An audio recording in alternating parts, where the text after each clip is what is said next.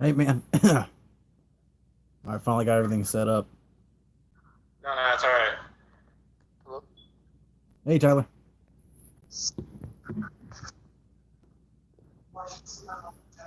can everyone hear? Yeah. Hey Hello, Tyler, can you hear me? Tyler. Sorry, Tyler, you there? Yeah, I'm here. Alrighty. See, I forgot to get my other thing, but all right, guys, welcome to the Jurassic chat. Here we got, well, me, Jurassic Room, or you can call me Taylor for short, and we got Tyler Olsen here as well, and then we also have Adrian Brown, who used to work on Mesozoica. We won't talk about that. We're going to talk about his new game Pangea today, which looks really awesome. Glad to be here. I have Nice. started streaming now for Pangea and on my own YouTube channel. Yeah, go check out his stream, y'all. This one isn't currently live on my channel. I'm gonna work on it later, so it'll look pretty. All right. All right. So, sorry, go ahead. Go ahead. I just want to say, Adrian, like I haven't heard about Pangea. No, like no offense. I heard about Mesozoica, but I haven't heard anything about Pangea because I wasn't familiar with it and I didn't hear anything about it. Just asking, can you tell us about what Pangea is and what we can expect? Okay, so Pangea is a dinosaur survival game. Nothing really all that new, but it is my take on a lot of the stuff that happened with Mesozoica. It's supposed to be set in a similar universe as Mesozoica. It's basically what happens to the island after the downfall of the park. Oh, So the that sounds cool. dinosaurs learn to survive outside of their enclosures. All of a sudden, there is anarchy with regard to governments and who has the right to hunt or collect dinosaurs. There is a story that sort of reveals the downfall of the park that plays out on the human side. And yeah, that's really what it's about. It's basically Lost World, the Jurassic Park, and Fallen Kingdom turned into a video game, but with, of course, my own IP. That sounds awesome. That is actually awesome, and like that sounds like a story that needs to be in like Jurassic World because for me, like just hearing that just like gives a lot of like I wouldn't say a lot of like pressure from the governments, but like just like opportunities from like from the good side and the bad side. Right. I was watching the trailer last night because I've been subscribed to your original channel, the Adrian Brown channel, and I was like watching Right. all the stuff. And then last night I was like, I should be seeing more of this, and I just kept looking up Pangea, and then finally Pangea Survival, and oh, here's everything I've been looking for. So I was watching the Right. streams and all that, and man, it looks really good. I like the Spino. Let's see, of course, I thought. Sorry, I was watching the one with the Anatosaurus just offing everyone. Right. Man, it Yeah, kind of brings some. Anatosaurus is the Shantungosaurus of this game. That's So what I whatever was thinking. Shantungosaurus is in the aisle, Anatosaurus crushes everything. That's what I was thinking. It kind of reminded me back when Mesozoica first released, like the I think it was Alpha, and Gaming Beaver Yeah. was playing it, and he had that Parasaurolophus that just kept killing God era? everything. Yeah. Like it was just trampling T Rexes twice its size. It's just hilarious. And I was Yeah. watching the teaser, the Mhm. dialogue and the two dudes. Man, that reminds me basically the novel version of the Lost World where Dodson raids the Rex nest. That's what it Yeah. kind of reminded me of that when they raid the Rex nest and the male just Right. comes up. Yes, that sequence is kind of an idea of the stuff you can do in the game. So obviously, your first mission, you don't go hunt a T-Rex, but you might your paths might cross with a T-Rex. Oh, okay. So you have to build your way up to stuff, and I don't want it to everything to just be, oh, hunt this dinosaur and get this amount of money. Yeah. There's going to be a lot of collect this egg or take this photo, something, gather this research. More than just soldiers on the island. There's technicians, there's scientists, there's mechanics, there's everybody there you need to have an operational dinosaur poaching base. Oh, okay. Hey, Adrian, I have a question for you. Sure. Just asking, since you mentioned about poaching, just asking, is there because there's a video that I was watching of about Jurassic Dominion. I know you're not working on that, but I mean there was an idea that somebody was saying about black market dinos and all that. Just asking, is that in Pangea, do we see people going off the island and seeing people taking them and using having a black market dinos type of thing? Well, what you see is as a dinosaur, when you get captured, basically you start to lose control of your dinosaur, and there are certain points where you can break loose, and there's a certain point of no return. Once you pass that point of no return, your dinosaur is sold, and you have to work to get that same species of dinosaur back. Yeah, from the human perspective, you can sell it on a black market, but you actually never see the dinosaur once the dinosaur leaves the island. That dinosaur is officially gone. Okay. So that's what happens there. Okay, so it's like Zoo Tycoon 2, you just push sell, a giant crate comes by and just lifts them away.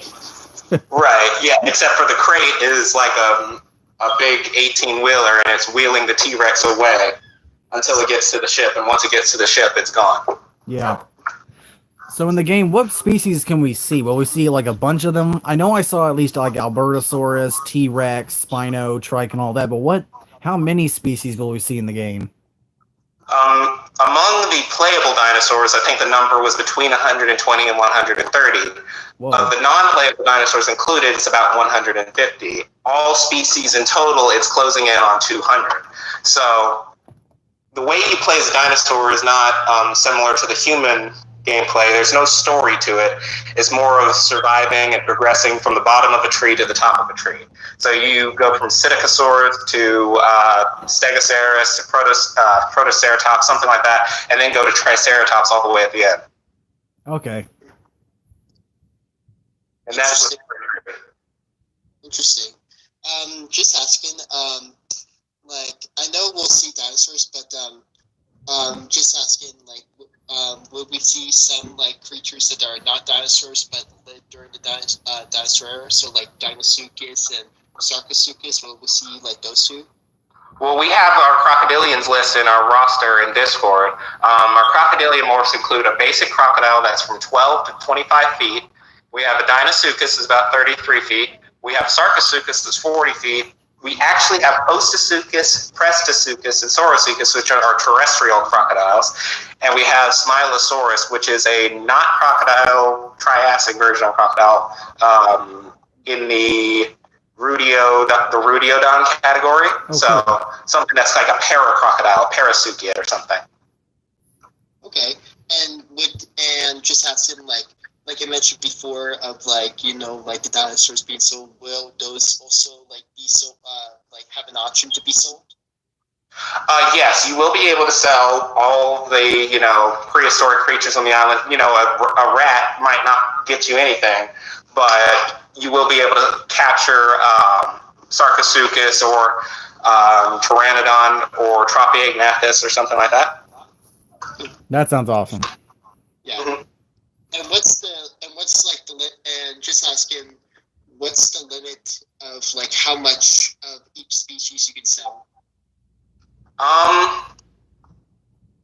There really isn't a limit to how many of you could sell. I'm thinking of putting in a mechanic where it's worth less the more and more you sell them. So you can't just keep capturing Triceratops and selling them and expect to get the same amount of money each time. Okay. Here, what's on? There you go. Let's see. Trying to think of anything else. It looks really good. I like how it looks. I love that all the dinosaurs still look like how they looked in Mesozoica, still keeping with that tone and look. Right. See, I think. Yeah. Go ahead. If you join the Discord, you will see our new Tyrannosaurus Rex, or if you click on the Pangea Survival live stream, in the loop of the slideshow is a skin I made for the Tyrannosaurus Rex before Mesozoica was ever even like public. Oh, okay. So the red skin that looked like volcano and ash, that one was mine. Oh yeah.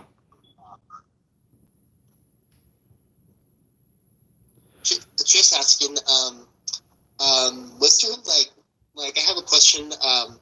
Was there like one like dinosaur or one creature that you love so much and you wanted to put into the game, but you just weren't able to because like due to time or just it went bit or something like that? Was there like one creature that you wish you put into the game but you just couldn't? Let me think about that. Actually, I don't think there is, because if anything, I was overzealous and put a lot more dinosaurs in the game. And I don't think it's in any way too much for me or the team to handle. But even when I struggled with how I was going to do Allosaurus, which is my favorite dinosaur in the game, I just did what one of the old Dragon Ball Z games did. They didn't want you to have to select all these different skills for Goku, so you could have Saiyan Saga Goku and Frieza Saga Goku and then Cell Saga Goku. No, all they did was they created 3 different Goku characters. And so in this game, I split Allosaurus into Jamadsini, Epanterius, and Saurophaganax. That way you get the entire spectrum of what an Allosaurus can be, and you get the full range of a small Allosaurus to a big Allosaurus. Oh, that's cool. I'm on Allosaurus lately because... So for the longest time with Jurassic, my favorite dinosaur has been the Spinosaurus, and it still is. But after Fallen Kingdom, I was super hyped that Allosaurus was in there, because I love the fact that Colin brought in so many dinosaurs that fans have wanted to see in the series for so long. And I know a lot of people didn't like the juvenile Allosauruses in Fallen Kingdom. I still enjoy them because they were juvenile. Battle of Big Rock brought it, though. And yeah, it really did. I was watching the stream Clayton did the other day where he was talking with, I forget his name, but the guy who helped design the Allosaurus. Man, it brings me so much more respect for that animal in Jurassic. And lately, I've just been becoming more of a Allosaurus fan. I mean, it's now my logo, so... And the Allosaurus in the game looks really cool. And especially... I never knew they were starting to work with, and I'm talking about paleontology news now, but they're actually trying to assign Saurophaganax as a new Allosaurus, apparently, Allosaurus maximus. Yeah, so that's a very complicated science. It's one that there's only one topic in paleontology I've studied more than that, and that's the Tyrannosaurus Nanotyrannus debate. But that's, we're not having Nanotyrannus in this game, at least for a long, long time, until I decide there's a need for it. But the speciation of Allosaurus is one that I've really looked into. And I determined, I think a long time ago, that Jamadsini had to be its own thing, because just from the appearance and how different its appearance was, say, from Allosaurus fragilis. But Saurophaganax is actually a weird one. It looks a lot like an Allosaurus fragilis, at least from what we can tell. But I spoke to a paleontologist at Appalachian State who told me an Allosaurus fragilis would have to live more than 100 years to get to the size of a Saurophaganax. So that was his rationale of saying it was at least a different species, but probably a different genus. That's amazing. I've always wondered, though. Now, I don't want to sound stupid too much, but I've always wondered. No, that couldn't be possible, because we find Allosaurus is one of the most regularly found fossils, if I remember right. We have more completed Allosauruses than pretty much almost any other dinosaur. That's true. For the longest time, I always wondered if Saurophaganax was always just another gender, but that couldn't really be possible, because we find so many fragilis. All these over here, these dozens and dozens, are just a bunch of females, and there's one giant male over here, although that'd be backwards, because females got bigger usually. Yeah, actually, speaking of the sexual dimorphism, in this game, I was thinking of making one of the species of Allosaurus, the females are going to be larger than the males. I haven't decided on it yet, which one it's going to be. but it will be negligible. You're talking about like a 5% difference in size. Yeah. But I did want a ferocious giant female Allosaurid in this game. That's true, and I think they actually said that in Battle of Big Rock, that is a female Allosaurus, and she is huge. Yeah, that is supposed to be a female, and apparently it's supposed to be a 43-footer, which is the same size as our Saurophaconex in Pangea.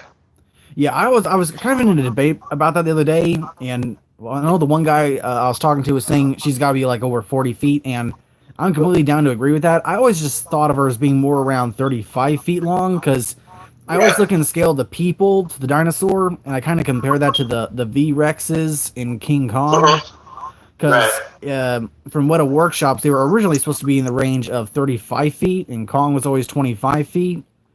Right. And I was just comparing her size to the V-Rex, so I always just thought she was around 35 feet. But man, that is a huge Allosaurus if she's over 40 feet.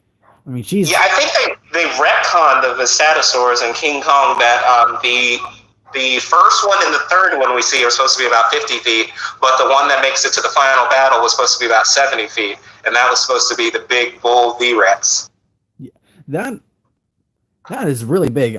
I always kind of think about that, because I remember they had to do something with Kong too, because Kong is always, unless they retconned it, he was always supposed to be around 25 feet long from like the promotional material in Weta. Yeah. So I'll have to go back and study that a little bit more. Yeah, I used to really be into the Skull Island mythos. That book they made was awesome. I'm going to buy it this year because, of course, Kong turns, or the 05 Kong turns 15 this year, so I'm getting hyped for that. Yeah, that was so long ago. Yeah, I'm feeling old, and that's my second favorite movie of all time, second to Fallen Kingdom.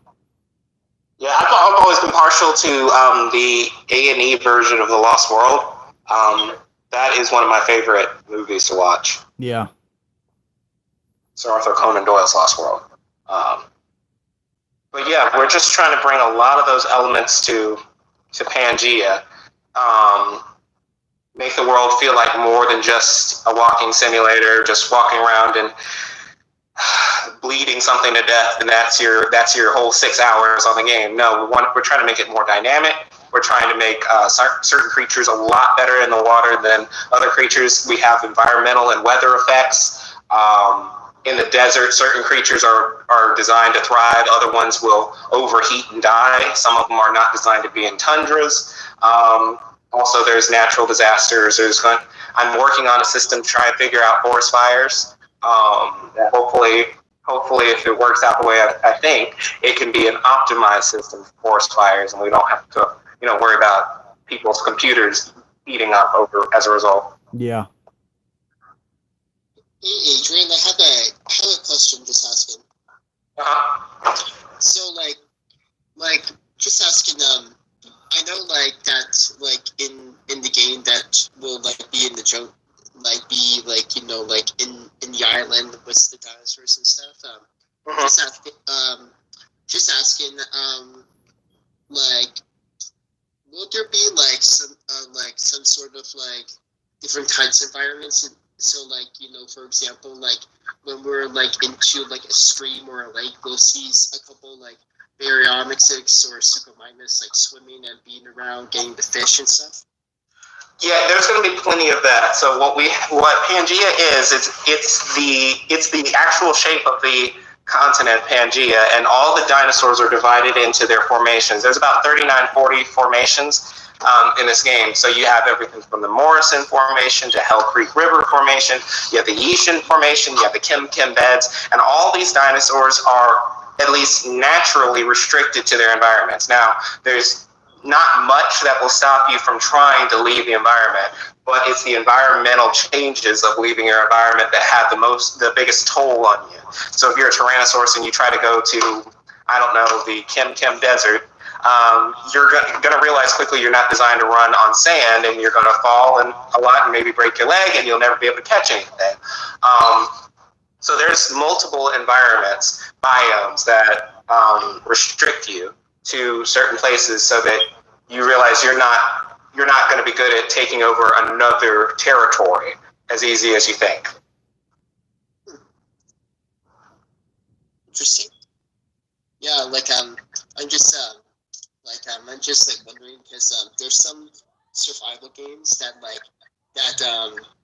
that when you go into the island, it's always the same and stuff. So I like that that the Pangea, the island, like it's still like the island, but there's there's like different parts that has like a lot of different like environmental changes. Right. Yeah, I just added a salt flats so we can represent like the salt flats in Ballad of Big Al. Ah, nice. I love Big Al. Yeah. So the salt flats is large enough that it would take some time to cross, and it will be hotter than the rest of the Morrison area. And it's probably going to have one, maybe two water holes in the entire area. So it's a good place for predators to find out the weak and the sick ones in a herd. I wonder if since you mentioned like Owl Big Al, I hope we will get to see well, I don't know if we'll go into the water, but I would love to see one that's kind of like at the Crow Sea. So see the creatures like underwater and the sea, not the seashells, the coral reefs and the different shapes, and maybe even this is one of my favorite sea monsters. I would love to see a Lycurgon. Yes, so let me go to the roster so I can give you a reading of our sea monsters. Our sea monsters are Liopleurodon at about 23 feet, Chronosaurus at 36 feet, Pliosaurus at 45 feet, Mosasaurus at 52 feet, Tylosaurus at 40 feet, Symbospondylus 30 feet, Ophthalmosaurus 16 feet, Elasmosaurus 46 feet, and Cryptoclydus 23 feet. So we have an array of sea monsters based on their area. We also have plenty of creatures that are listed as basal mosasaur or basal crocodile or something like that, so that we can just change the skin and put it on a different part of the map, and it'll still fill the same role. Oh, okay. Okay. Also, are they not transportable? Like you can't like sell them or something like that. You just leave them be. Well, by transferable, you mean do they move to the different parts of the island themselves? Yes, but also you can't sell them. That's what I mean. Oh no! You can capture those creatures. That would take longer for me to work on, so it's probably not going to be in the game at first. But you will totally be able to capture sea monsters, and this will be around the time that pterosaurs and sea monsters become playable. Okay. Also, this is also one idea that I think that we should have gotten in the Jurassic Park movies, but just asking, will there be a story of this scientist company, kind of like Olsen, of making not obviously not hybrid creatures, but making creatures that are off the book. So kind of that's the Spinosaurus. Yeah, the Spinosaurus. So kind of like the scene in Jurassic Park 3 where Alan Grant says that also means what else they're up to. When Billy said, "I saw it was not on engines." So not ready yet to discuss all the creatures that will be in Pangea, the undisclosed ones. There is totally, from the human side of discovery and storytelling, there is a mad scientist vibe, and you will be able to discover sort of the unholy creations that took place on the island while it was still a park. Oh no, it's the crap! I forgot what is the Hypospinosaurus. Yeah, my take on hypodinosaurs, hypo or hybrid dinosaurs, is that they have to be only slightly stronger than their realistic counterparts. Because if they're hypo level, then it's basically like angels coming down on the island to smite everybody. You can't fight against them. So no Indominus just ripping apart your Rexes and all your Apatosaurs. No, if we had something like Indominus, it would be maybe 10 15% stronger than a T-Rex rather than 50 or 100% stronger. That way a T-Rex could still fight it and win.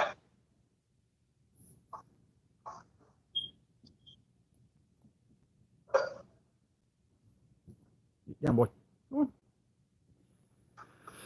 Let's see. So, go ahead. So go ahead. Go ahead, Taylor. Oh, go ahead. I was trying to think of something to break the silence. No problem. So, like, just asking, you said that you created this this game for or it's like you said earlier, it's like Lost World, Jurassic Park, and Fallen Kingdom. Just asking, were there anything else that also want to make you be there's something else that's not just the free Jurassic Park films that made me do this. Is there anything else that's now that's what I was feeling the vibes of that. So a different a different dinosaur movie. That's what I'm saying. Well, I'm sorry. What exactly do you mean by that? What I mean is you said that the game is a Jurassic the Jurassic Park, Jurassic World, and Fallen Kingdom and Lost World. Just asking, is the game also a Turok type of vibe, or another dinosaur series type of vibe? That's what I mean. There is sort of a Turok vibe in that different human mercenaries will be able to fight each other against dinosaurs. So it's three-dimensional combat. It's you versus them versus the dinosaurs. And you can totally get caught between a rock and a hard place between a much better equipped mercenary group and a rampaging Tyrannosaurus. So it is kind of Turok-y in that way. Oh man, it sounds like Predator. I just brought the new Predator game, and it has a similar concept because you go into the map and you're not only pursued by the Predator, but also these guerrilla warfare dudes, and you're just getting nailed by all sides. Fun game, by the way. Really fun.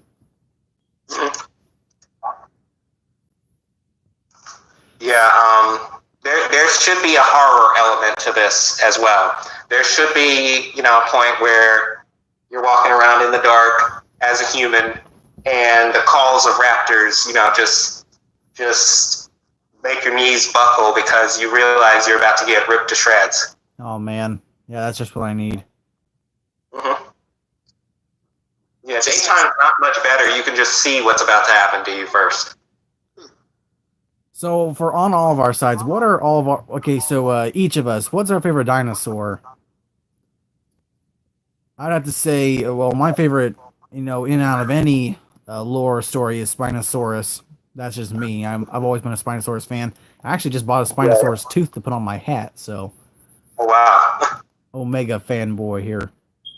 No,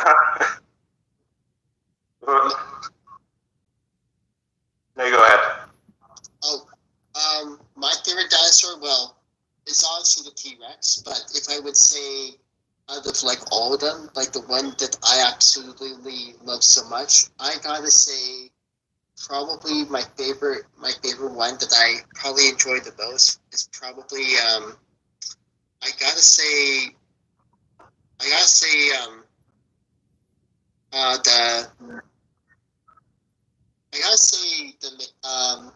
the Therizinosaurus.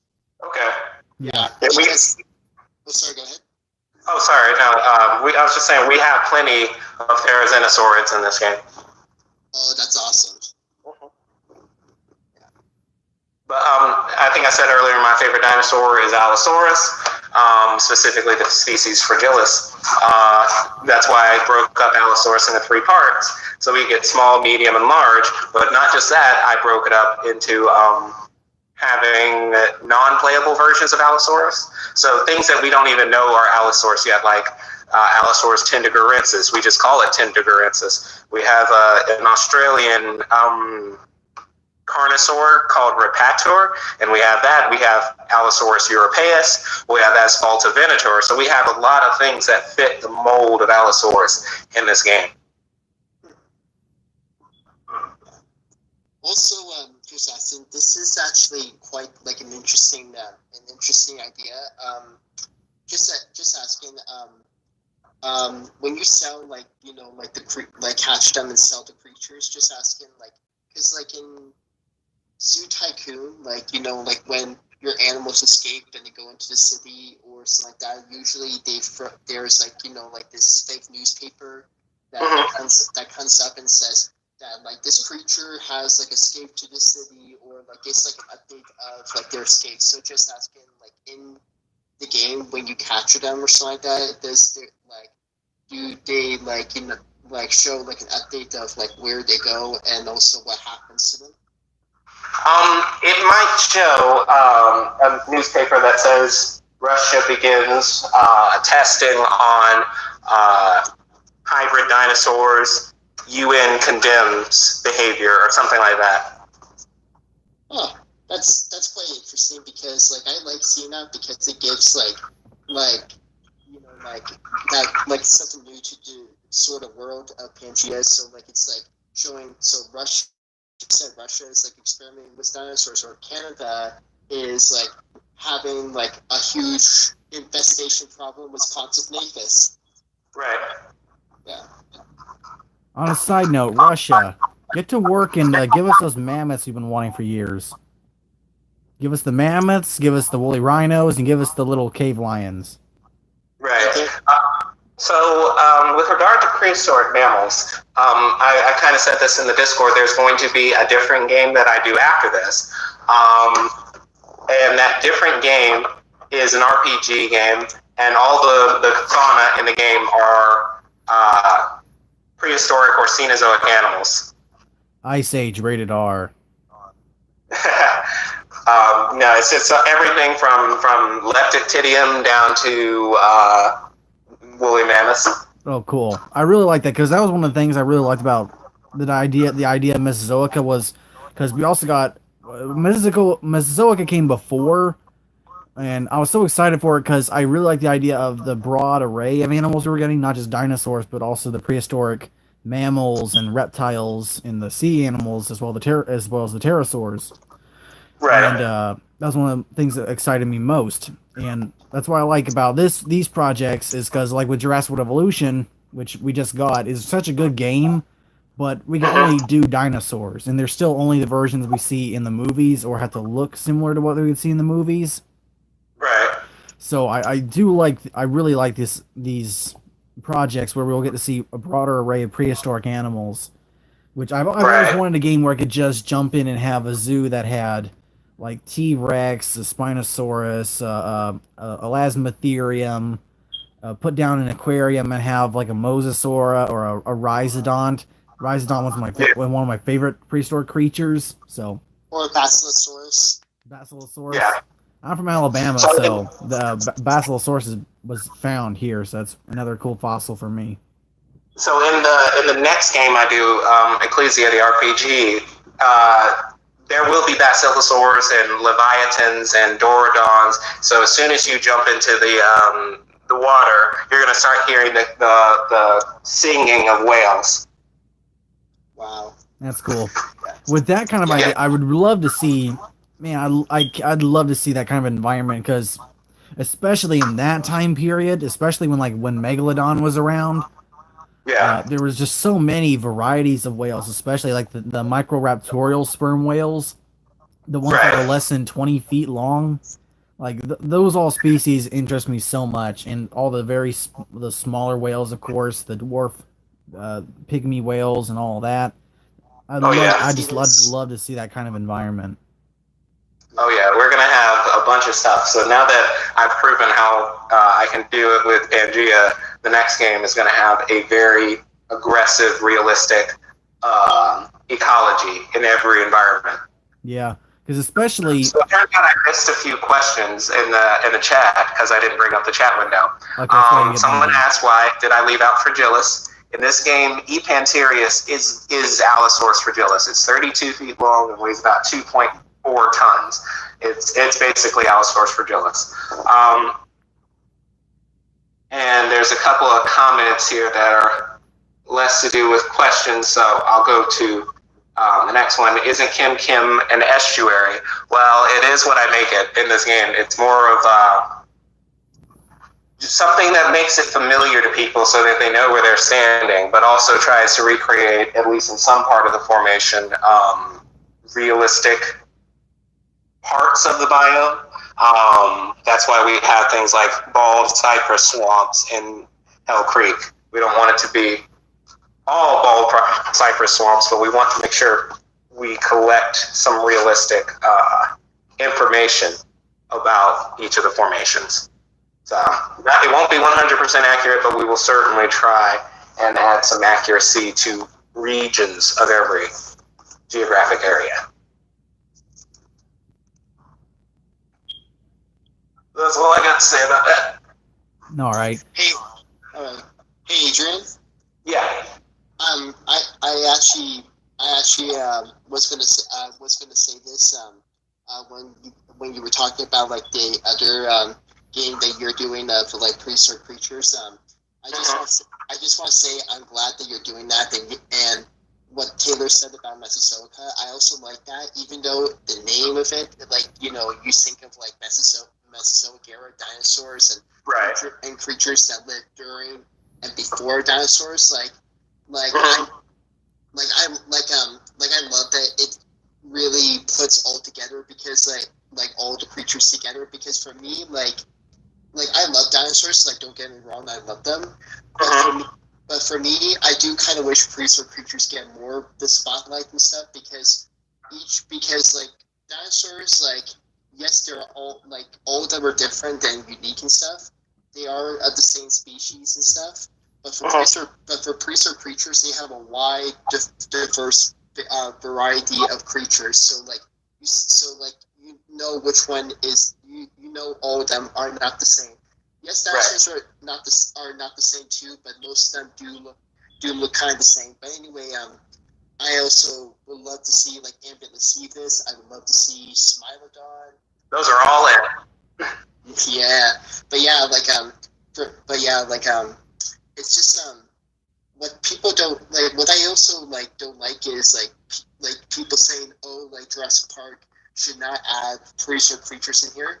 Well, for people that don't know, is if you watch Fallen Kingdom, you will see a Deinosuchus skeleton somewhere, and as you watch Jurassic Park, the first one, you see two saber-tooth cats on the gift shop shelf, and as you read the novels, like it's just I don't know if we'll get in Dominion, but I just hope because I know that Dominion will be the final film in the saga, but not the franchise. I just hope we get prehistoric creatures because for me it's around prehistoric creatures. It's not gonna hurt dinosaurs popularity or something like that. It's just gonna give the audience something new and be like, hey, finally we're giving the prehistoric creatures to share in the spotlight. It's like that kid that, hey, he has he has something that's awesome, but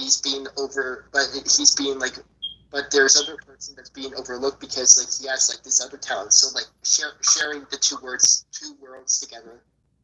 Right. That'd blow my mind if we saw like a Smilodon in Dominion. That would be just one of the most shocking moments I think I'd ever see if I saw something like that in a Jurassic Park movie. Me personally, I wanted Deinosuchus so bad. Going back to prehistoric Park. I think you cut out there. Oh, you here? Is everyone here? Yep.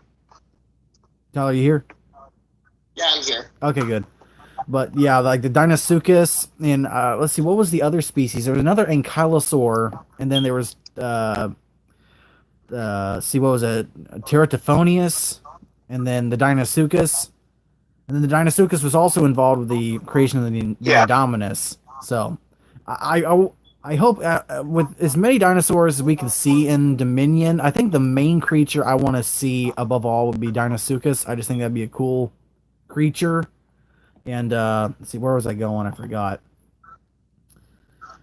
I have a into my question here from Javier Ortega.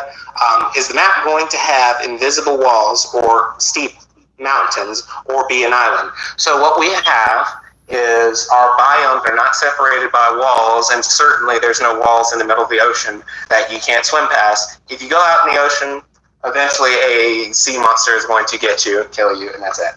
Oh, cool. If you try to go to someone else's formation, yes, there will be mountains there that try to block you, but you can certainly get past them or find lower areas where you can cross. The real danger to your health comes when you enter an environment you aren't suited for. So if the environment is 10 degrees colder or warmer, or if the environment has hazards like flooding and you're not good at swimming, all that stuff is going to factor into you telling you needed to stay home. I'm trying to think. There was a game that just came out that had that similar concept where you reach out of bounds and you get killed by something. Yeah. Dimetrodon is another Here's a one I question want to see. about unique play styles. Yeah, the thing is, a lot of these dinosaurs are actually very similar, and the unique play styles come with being in unique areas. So Tarbosaurus and Tyrannosaurus, I guess, play well, very similarly. But first off, Tarbosaurus is like 3.5 tons lighter than Tyrannosaurus Rex, and they're on the other ends of the map. But if they ever crossed each other, you'd find that while they play similarly, the outcome isn't even from the beginning. So changing values of damage and speed and attack speed can change what an outcome, but not just that. These animals, there's only so much differences you can add when you're talking about creatures that bit things for a living. So the best thing you can do is change up how they do it and maybe add a few extra attributes here and there. And of course, they won't be completely different, but they'll be as different as you could make these creatures.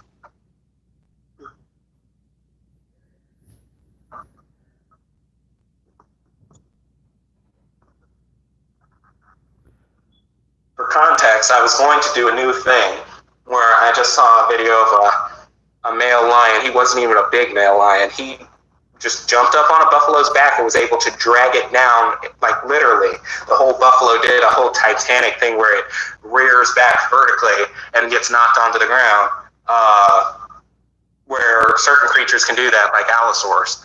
So we're going to try and go for a little bit more close quarter combat than you would get in some other dinosaur games where it's simply bite and run away and there's never any holding on. Doing my best to make sure that that's a thing. Okay. That's pretty cool. Also, just asking, I don't know if we'll see this, but like this would actually be a quite interesting take that's more different than any other like game. So anyway, since you mentioned the lion like jumping on the buffalo, there's this one. Just ask. Obviously the question is to Adrian. So anyway, what I was gonna saying is there's some videos that I watch and all the video and of like animals like tracking down their prey and like attacking them. But I mean like there's some videos that I saw that show some predators like that don't kill their prey and just like just taking a different turn because there's one that I saw of a jaguar that killed a monkey but and saw that she had a baby, and instead of killing it she was protecting it. So I know like I don't know if we'll see that, but I would love to see like predators like that make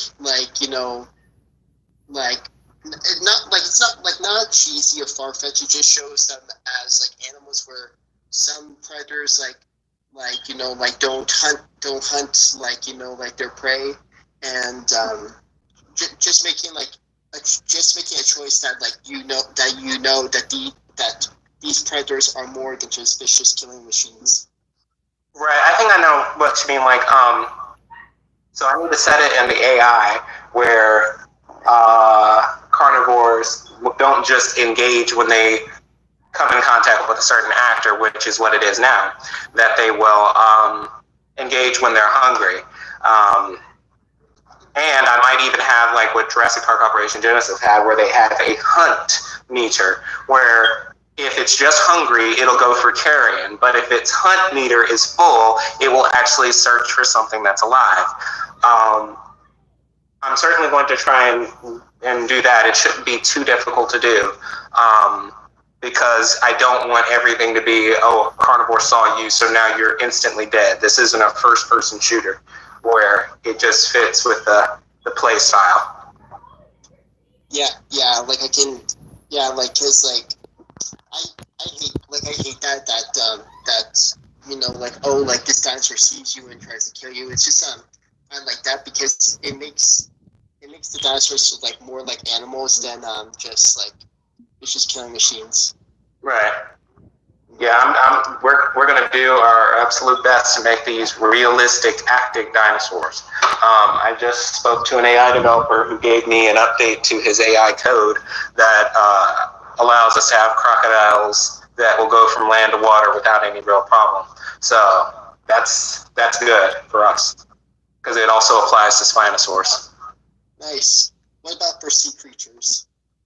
So for sea creatures, I think the method we're using for crocodiles doesn't work for sea creatures because for some reason it will always drive them on land unless I'm missing something. So we might have to write something new for that. But even then, it still shouldn't be too complicated. Like you can just drop an actor in Unreal Engine, have it track to them. Now, sea creatures can have a lot less depth because you're not seeing them very often, and we can make an excuse that they're always hungry. Sea creatures, you can just have them thrown in the water, and instantly, whenever they see anything, they try to kill it. Because you shouldn't be in the water, in the ocean anyway, as one of these dinosaurs. Yeah, but I mean, like, you know, like, there's some sea creatures that, like, maybe not the meat eaters, but, like, I mean, for ones that, like, just eat fish and stuff, like, when they see you, they just, like, you know, like, just leave you alone and stuff. Yeah, what we got for these sea creatures is they're always supposed to be something that you want to avoid, and obviously that's too easy to just have you always avoid the ocean because most dinosaurs don't ever have to go to the ocean. But what we decided to do is for the tropical regions of the map, in their wet season, they get great floods, and this actually creates pathways to the ocean, and these sea creatures swim up these pathways. So you might have a mosasaur that's a mile inland. I see. Sounds Also, like much of dinosaurs. just asking, there's like this like other saying, like, since I mentioned about like predators like not hunting like their prey until, you know, they're hungry. You said just asking for different creatures, will there be like you know, like different species of like animals that because I know like in in dinosaur herds, like they have like mixed, like, you know, species that have like that travel with them. So like in Walk with Dinosaurs, you see some Walkdons walking with, like, I forgot the name of the creature, but like walking with like that dinosaur. So just asking, will there be like integrating like mixed like species like of like, you know, roaming together, and maybe, I don't know if this would be possible, maybe some predators too. So for the herbivores, the way we do it, we have a system in Unreal Engine of home bases, and that is the thing that these animals will return to basically at any given point. So if they go down to the lake for water, or if they go down to an area for food, they still always travel back to this home base. What we can have is the either the herbivores converge at the food source, or they converge at the home base, so that something like a Camptosaurus is almost always around a Stegosaurus for safety. For carnivores, it's not as easy to do. It's more like scavengers just hang around where carcasses will be.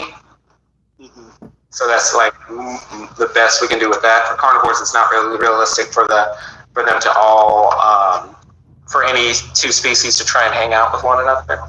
Yeah, but you might see. But do we probably will see like one species are trying to get the piece of the carcass, but the other species is like, no, this is my kill. Yeah, the way that we have it is it's a setting in the AI called defend, and we can tell them what actor they need to defend. And that could be like their food source that's just laying on the ground. And that shouldn't be too much of a problem. Yeah, I think that's how we'll get that to work. Okay. Just asking, after you do like Pangea and the Prehistoric Creature project that the role playing game one that you're having that you're doing. Right. Is there any other projects that you're interested in doing? One of them I'm not disclosing, but another one is a sequel to the RPG game, and that one is actually not a sequel; it's a prequel. And it's so far back in time that rather than having prehistoric mammals, you actually have like Paleozoic animals. So all the creatures in it are like Acanthostega, Dunkleosteus, Hyaenarprodon, Nostranцivia, all this stuff that you would associate with Paleozoic era. I see. I like that because for me I would love to see like a Gorgonopsint and just right.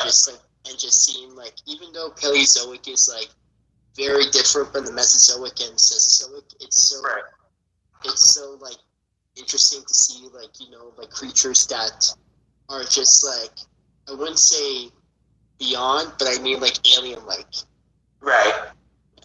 Yeah, there's like in some parts of the map in the Paleozoic time period game, there won't even be like fish. It'll be just a Acanthostega or some other tetrapod like that. So in other parts, you will have just fish, but in some parts, you will have tetrapods in the place of fish. I see.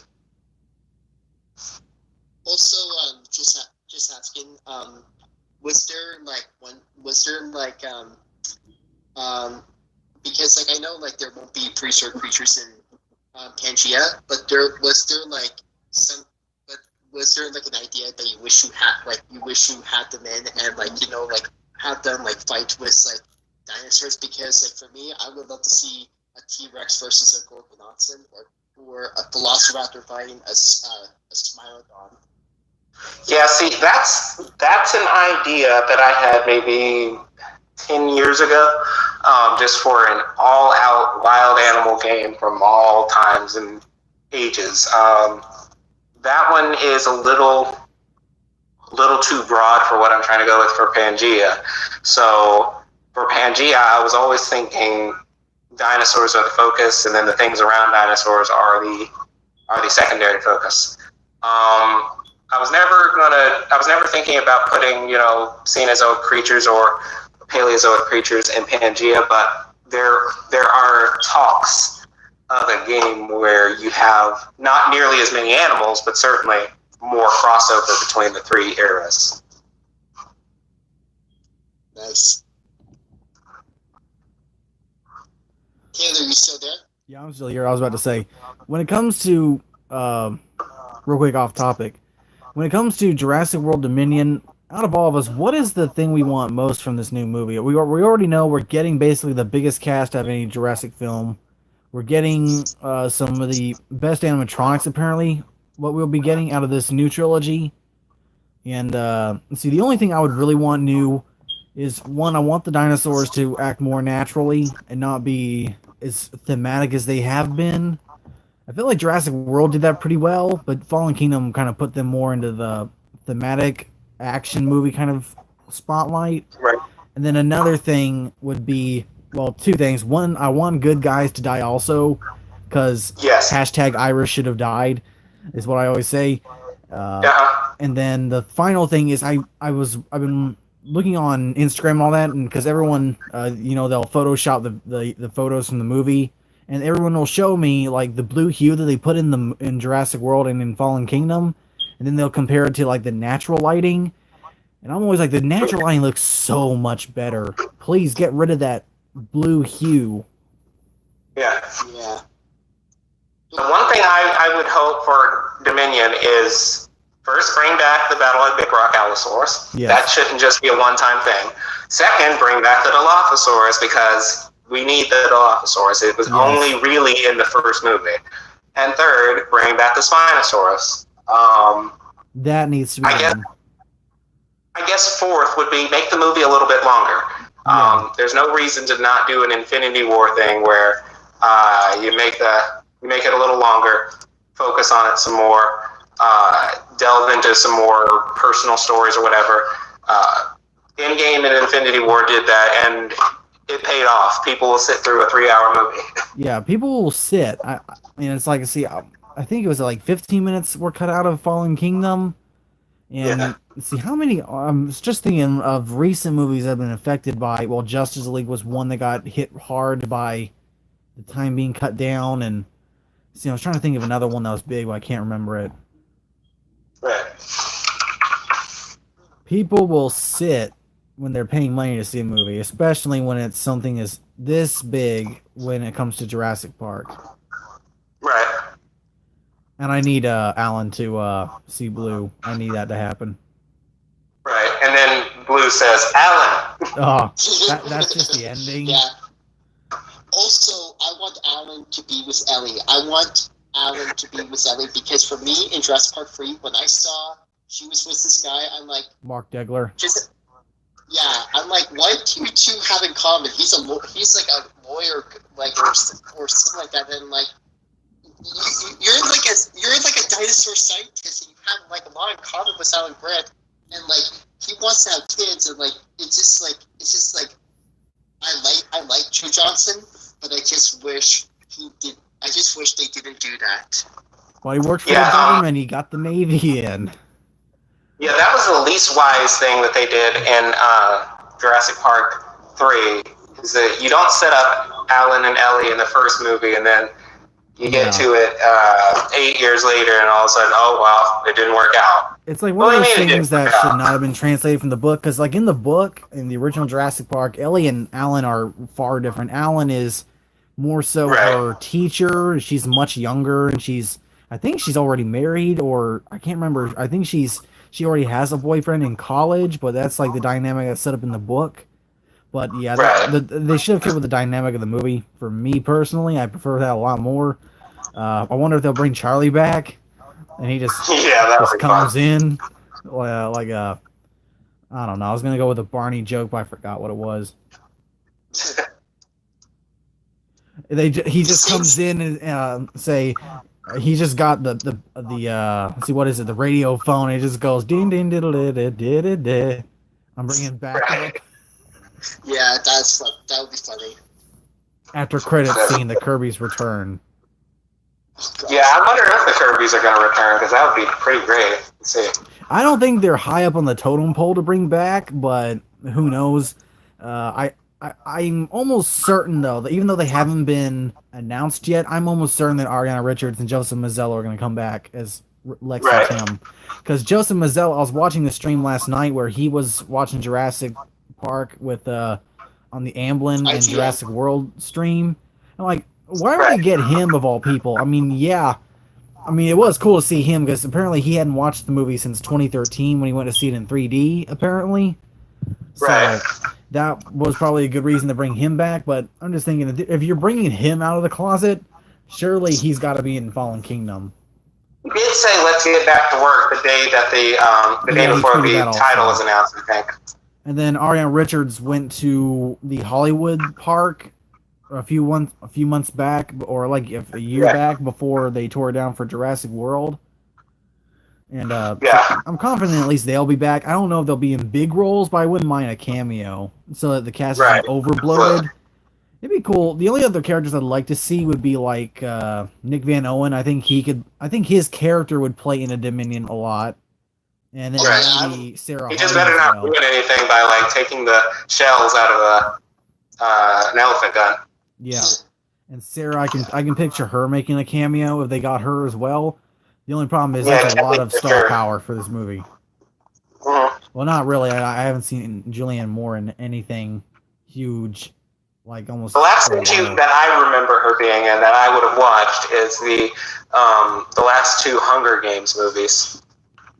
That's right. I think she was in another horror movie or something recently, other than Carol.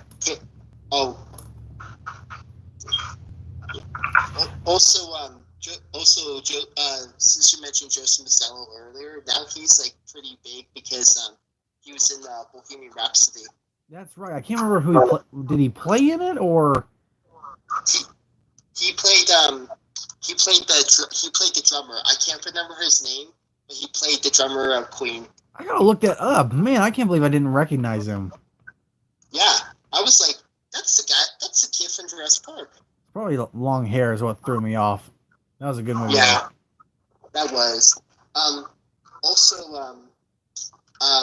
This other character from Jurassic Park 3 that I want to see is obviously not Paul or Amanda Kirby, but I would love to see Eric Kirby because for me, I actually like Eric. Oh yeah, Eric. I was gonna say Billy, but I don't think Billy needs to come back. Yeah, I feel like I haven't even seen anything of Billy in any other movie. So the only thing also would be with Dominion. I wanted to up the horror aspect of it a little bit, as well as the animals acting naturally. But I do want the horror to be up by just a little bit. See, like Rexy. Who knows what they did? Because they did those little motion comics a while back on the Jurassic World fan page channel, and it shows like she gets chased into a valley or whatnot, and they left the ending ambiguous to because it tied into Battle of Big Rock. So I want to see some of that explored. I have a feeling that one story with the reporter. I don't know if y'all have seen it yet, but she gets cornered in a tree by the Allosaurus in Battle of Big Rock. I thought I saw a bit of that. Yeah, so I hope they will wrap that up. I want to see how that goes. That would be cool. That was the opening. It's just the opening, and you see the woman scared in the tree, and you get the horror movie vibe, and it's just the Allosaurus peers its head down into the hole, and that's how it opens. Jurassic World Dominion. That would be awesome to me. Let's see. I thought. I need Dilophosaurus back also. I need him to be just spitting at the ice cream man and all that. Or hey, maybe a guy from McDonald's. Blue just turns up and destroys Ronald McDonald in front of a bunch of kids. Triceratops just duels with a rhino and just destroys it in front of a zoo. Yeah. Hey, can you imagine, like, instead of, like, Ronald McDonald, can you imagine it's the Ronald McDonald for Raka Raka?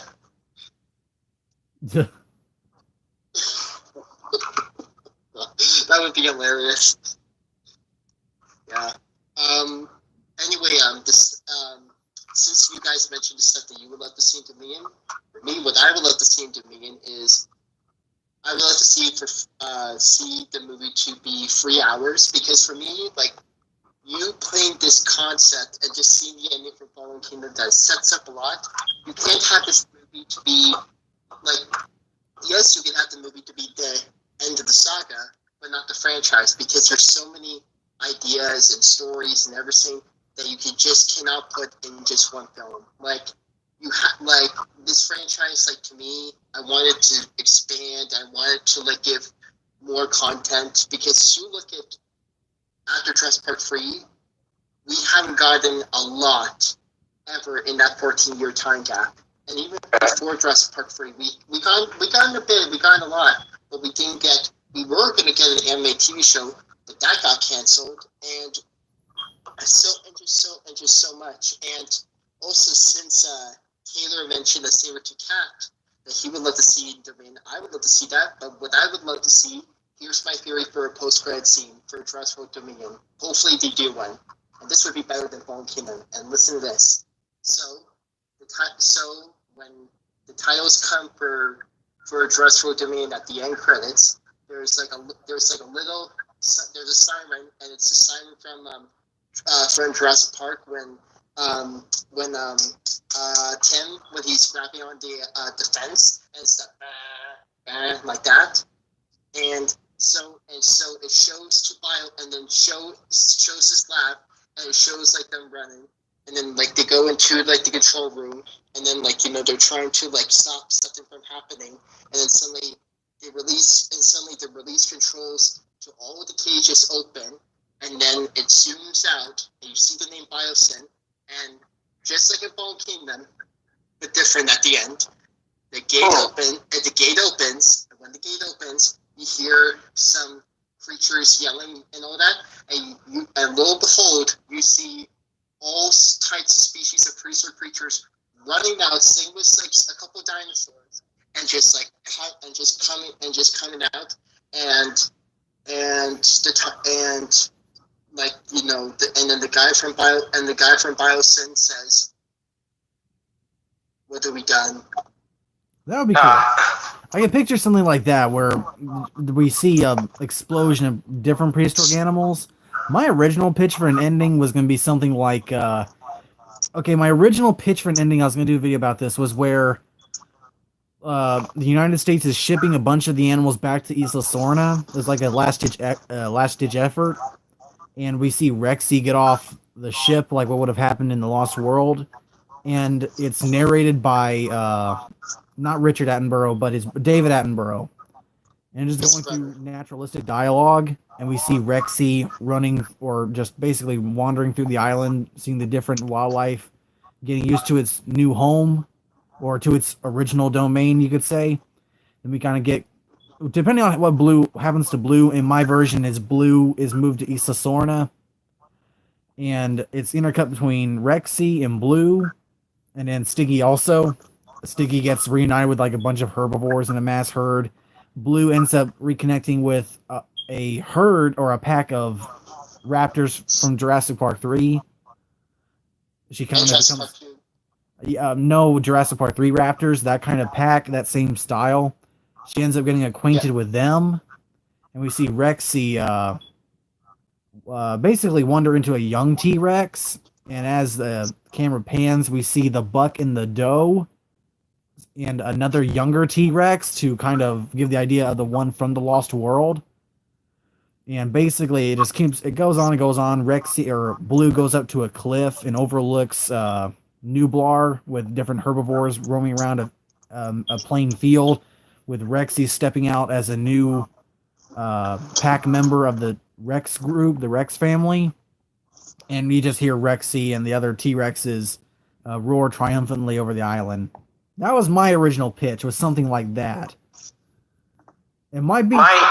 My vision of the ending was much darker. I won't say it because it might actually happen, but total spoilers, but it wouldn't be nice. It would be something that everybody would leave the theater sobbing about. Okay. Well, you can go ahead and say it. Yeah, but my version, I would have David Attenborough narrating.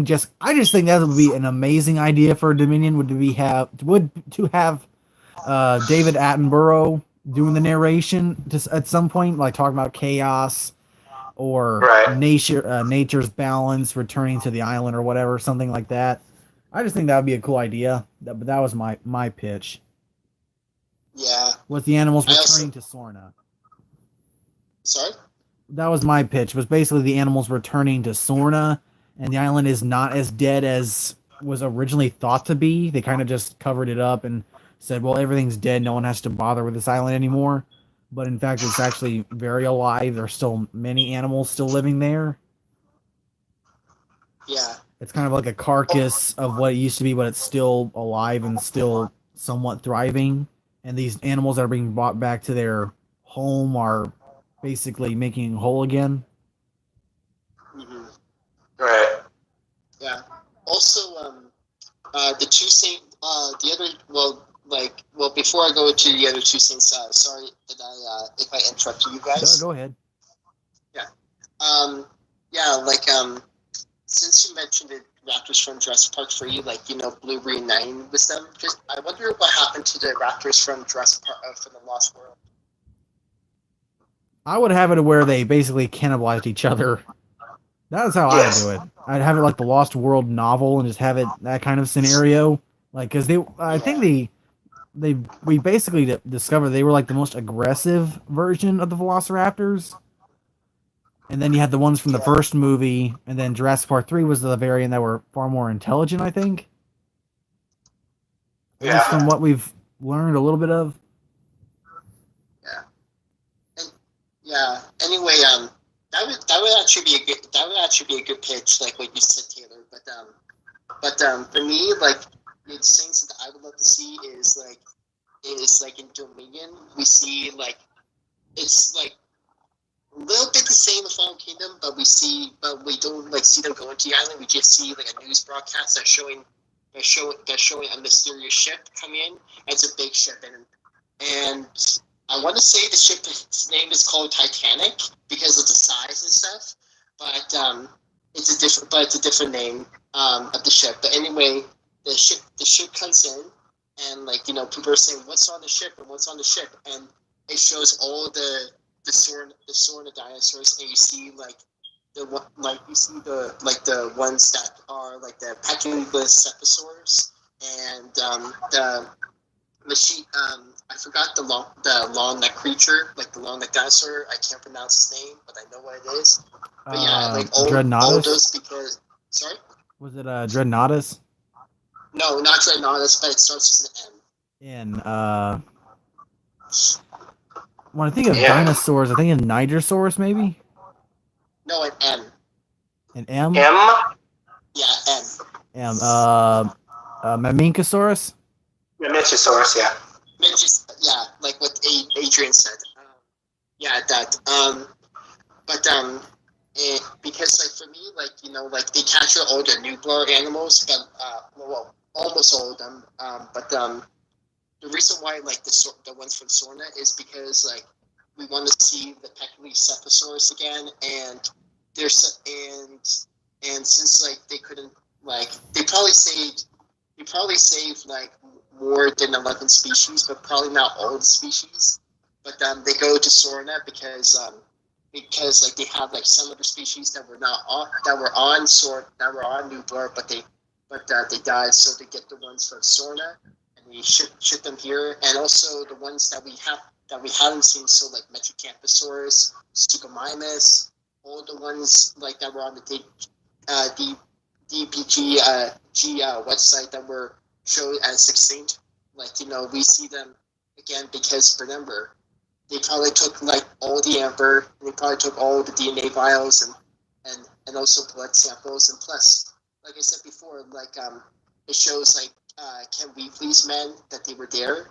So how long were they there for? Is they were there at a long period of time. They could have gotten DNA samples from the other dinosaurs that were extinct or almost going extinct or something. And the other thing I would love to see is the rematch of the T-Rex versus Spinosaurus. And I know, but you have to remember we need to have closure for this battle because really every time when we watch Jurassic Park 3, we're we know that the T-Rex is back, but we just want to see her kill the Spinosaurus and just give us that closure to know that we can watch Jurassic Park 3 and we watch that scene and be we still hate that, but we know what's coming for her.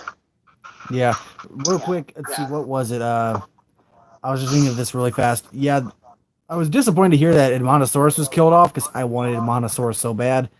But exactly, I really want to see Microceratus just because it's such a huge dinosaur. I think it's one of Colin Trevorrow's favorites. I really want to see Microceratus, especially a Microceratus versus a Compsognathus. As well as when it comes to the horror aspect, I was saying earlier, I finally remember what I was trying to say. I want Wu to get his raptor death. Yeah.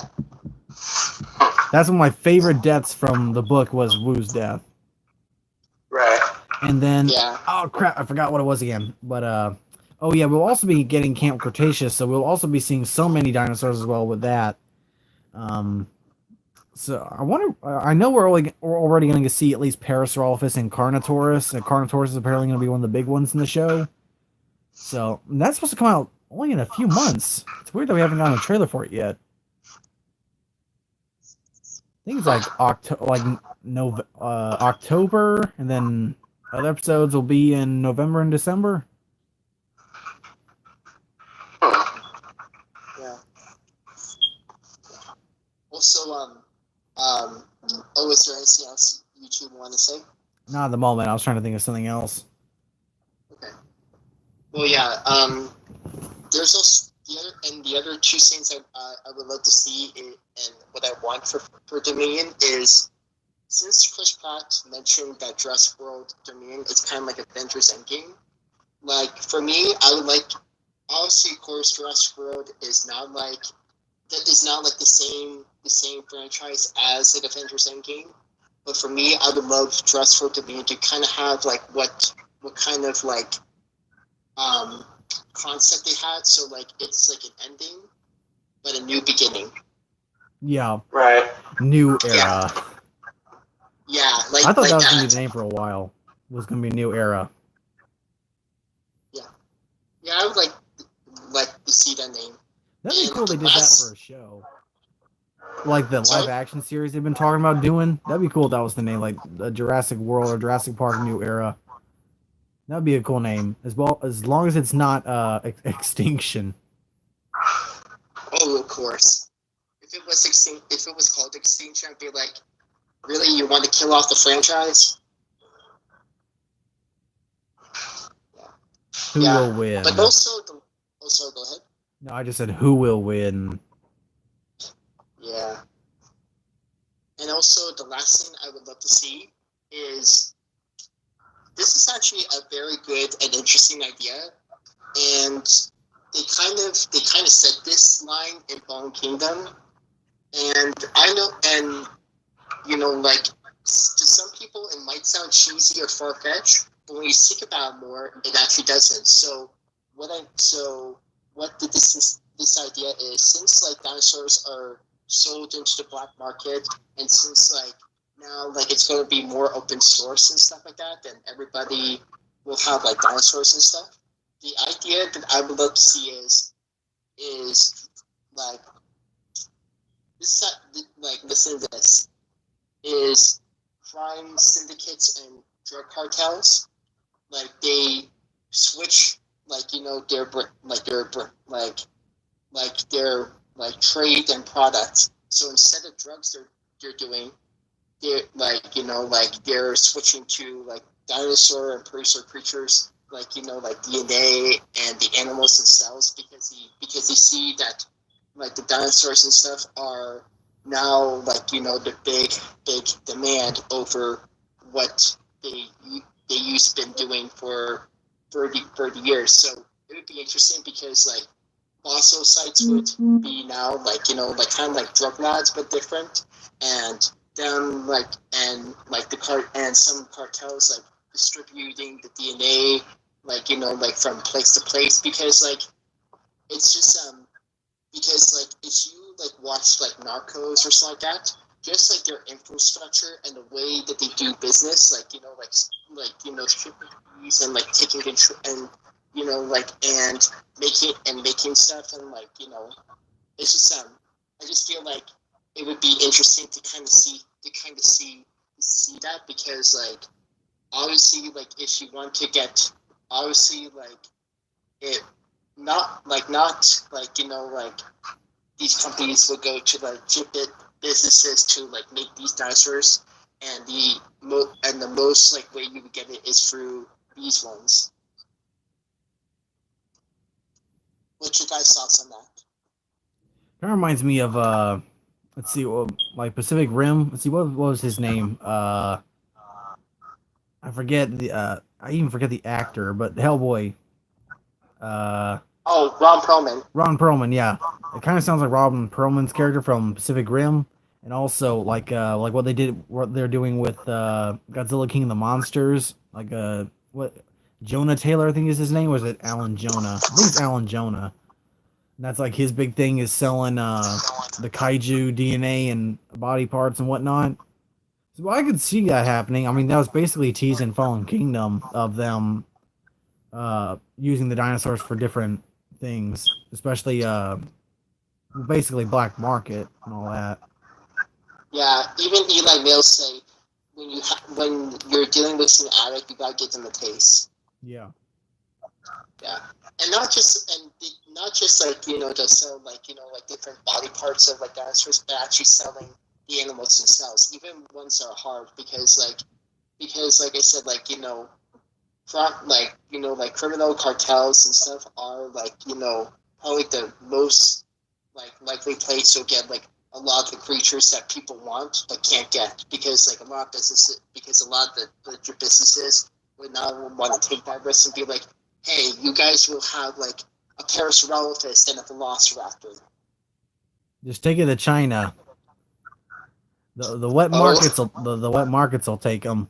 You go down there, you'll get anything.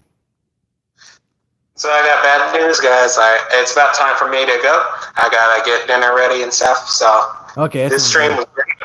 Really glad we took the time out to do this. I think it was productive, and we got a lot of good questions answered and a lot of ideas posited. Yeah, I think we'll end it off with this last thing. So everyone, okay, what is your favorite design of the T-Rex? Oh, the one in Pangea Survival. That's my favorite design for the T-Rex. All right, so we're going off the movies. Now I'm not gonna get too into this. I'm gonna make my own video about it. I just think it's kind of dumb how everyone got so worked up over it. My favorite design is the Fallen Kingdom T-Rex, just because Jurassic World was the perfect mixture of the animatronic and the animated version from Jurassic Park. So I go with that one because they attempted to make the best version possible. And of course she looks skinny and all that because it's Jurassic World and they had a reason to make her look like that. But she came back in full force in Fallen Kingdom. I love that look. I kind of hate though, they always show this really bad angle of her face. So like, look how bad she looks. But I go through all the different frames in the movie. It's like, man, the skull structure, the eyes, the skin color even is so similar to the original versions that I just can't be mad at it. I know people are like, most people want the full-blown animatronic look of the T-Rex. But I like Fallen Kingdom. I think it's a perfect mixture of them both. Yeah. I can see some things being added, but I always just chucked it up to her being old. And they had to do that to make her look 25 years old. Right. And exactly. Not many things in the skull structure are that different. Jack Anthony Ewins, he just did a video, and he was like showing the very, very meager differences. Of course, he was trying to get the best angles possible, but the details are just so minorly changed. I forget what you'd call it, but the very back of the mouth is a little more smooth than like the original version. And of course, I think the main problem people have are like the eye crests, and then the little nodules on top of her snout are like the biggest things. I think that's really the only things that differentiate the Rexy from the CGI or even the animatronic counterpart. So for me, Fallen Kingdom is my favorite version of the JPT Rex. Exactly. And my favorite version design of the T-Rex is the design of the T-Rex in Prehistoric Park. Yeah. That's another thing I really want. I know you gotta go, Adrian, so I'll finish this real quick. I wish that BBC would get their act together and make us like a sequel series for Walking with Dinosaurs, but have it like up to date. I think something like that would be huge, especially for fans of the original series. And Right. just update everything and make it unlike any other like documentary series we've seen. Like discount the movie, make it just like the original documentary miniseries. Just update the science, update the looks of the animals. I wouldn't even mind if they just completely redid the same episodes, just with new designs. But I would like something like that. I think it would be really cool to do a new Walking with Dinosaurs sequel series. The movie wasn't bad. I just don't. They just did not need the talking. Like if you take the talking out of that movie, it's actually a very beautiful film. Right. Yeah. Well, I plan on doing dinosaur documentaries, or at least mini documentaries through Pangea, like little cinematic shorts that I put on the YouTube channel. Kind of reminds me of the old days when we used to watch. I used to watch just tons of episodes of Zoo Tycoon 2 stories where they just built parks and just built stories over them. I'm like, these are today. I'll look at them. They're not bad, but they're kind of lame. I'm surprised these kept my attention for so long back then. Right. Oh, I wish Animal Planet would give Nigel Marvin something. Right. That or even Rodney Irwin. Speaking of Nigel Marvin, I actually talked to him not that long ago. Oh, really? Yeah, and I told him about Preserve Park and how much I love it, and just what I and about my petition, and I told impossible pictures to do a revival series of Preserve Park, and he actually responded back and be I would love to do that again. Oh man. Yes, give us season 2. You left it ambiguous for 10 years. Give us season 2. Yeah, I told him at the end, where did you go in season 2 at the end? What's your next adventure, man? I was 9 years old and I waited 2 years for season 2. I bought the books. Yeah, I think I remember seeing that tweet. Yeah, I actually, I think I also commented on an original tweet. I can't remember what I think it was someone pointing out that how much, it was that you seem to love prehistoric animals, but they don't seem to like you. And I think he commented on it. And then I commented on there that Animal Planet needs to give this man a show pronto. And he actually retweeted that, and it lifted my heart so much. I was very happy. Yeah. Saying he also retweeted my tweets and stuff, and I was like, oh man, I even though it's not Steve Irwin, rest in peace. Oh yeah. I'm still happy it was Nigel Marvin, because man, I love watching Prehistoric Park, and I just want not only season 2, but I wanted to be more seasons, because there's more timelines that I wanted to do. Not only that, in season 2, I pitched him that it would be sea creatures, be into homage to Chased by Sea Monsters. Chased by Sea Monsters 2. Yeah. How did you talk to him? Did you talk to him on Twitter, or did you get to meet him? Twitter. I talked to him on Twitter, and I told him Oh, really? that. Yeah, and I told him about that, and I gave him all the notes and everything, and that I wrote to impossible pictures and on my petition and all that, and I sent it to Nigel Marvin, and he's seen it, and I just hope he gives this to Tim Hayes and Jasper James, the creators of the Dinosaur and Prehistoric Creatures series of our childhood, and tell him, look at this guy, what he wrote. You need to bring back Prehistoric Park pronto. Man, I love that so much. Yeah. Yeah. All right, guys, I'm gonna head out. All right. On a separate note, really quick before we go, does anyone ever wonder? Is it kind of weird that now that we're older, Bindi Irwin is now getting married? Does anyone just think what would happen if he was still alive right now? He would Be be the fed to the crocodiles. Yeah. I wonder it so bad. I made a joke a while back because I of course I play with animals. If y'all see my videos, I got tons of reptiles and stuff. I play with snakes outside and all that all the time. And I always said that would be like the most awkward date ever, because that'd be the only time where you're talking more about her dad than her. That never I gets suppose old. so. Yeah. All right, guys. I think we're gonna end the stream. Adrian needs to get something to eat. I gotta go as well. So thanks, Same guys. here.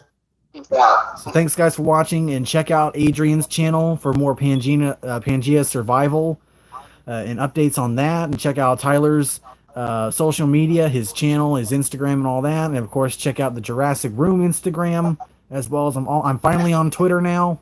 So, and all the actions on Twitter now instead of Instagram. And then of course, Thank you guys again for the stream. oh yeah, thanks, man. That was really awesome to talk about Pangea and everything. Yeah. And remember, guys. Oh, go ahead. Yeah. Oh yeah, and thank you for talking to me as well. And it was nice talking to you and talking about the game and Jurassic World. And you're like, and I love like hearing like everything about what you're doing and stuff. It was nice talking to you, and good luck on the games. That's awesome. And then guys, remember to like, comment, and subscribe. Let's hit the see what it was the next mark three. Somewhere in the 3,000. Thanks, I really appreciate it. All right, guys. See y'all later. And then also, guys, don't forget, I'm talking to the subscribers also. Don't forget that tomorrow I'll be streaming real early Predator Hunting Grounds. That'll be my first gameplay live stream. So that should be interesting. I'm going to be playing Predator Hunting Grounds and seeing how that goes. So thanks, guys, for watching. And, of course, stay tuned for more videos. And thanks to these guys for doing this awesome stream. Thanks for having me. Toodles.